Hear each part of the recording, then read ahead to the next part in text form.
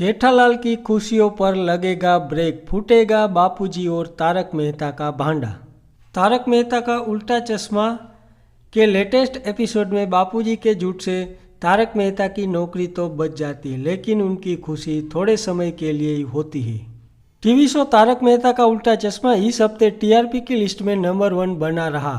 तमाम उतार चढ़ाव के बावजूद ये शो के दर्शकों के दिल पर राज कर रहा है।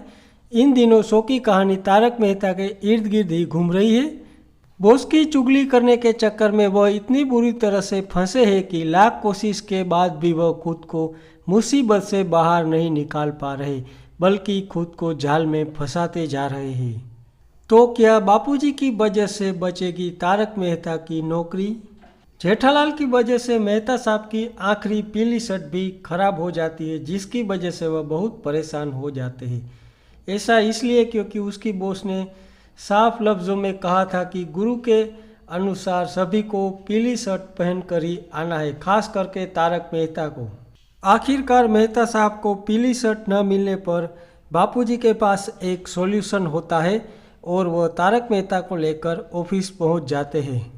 तारक मेहता को बचाने के लिए बापूजी झूठ बोलते हैं कि वह बहुत बड़े गुरु हैं, जिससे उनके बॉस काफ़ी इम्प्रेस होते हैं।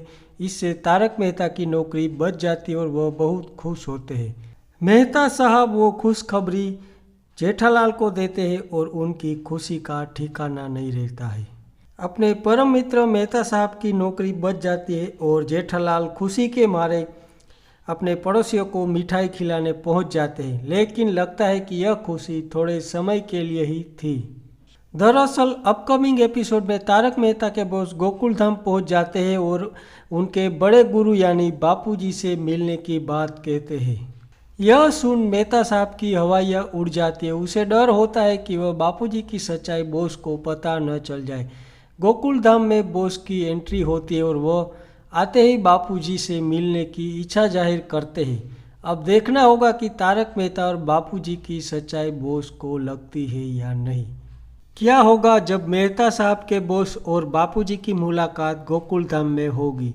यह जानने के लिए देखते रहिए तारक मेहता का उल्टा चश्मा रोज शाम 8:30 बजे सोनी सब टीवी पर।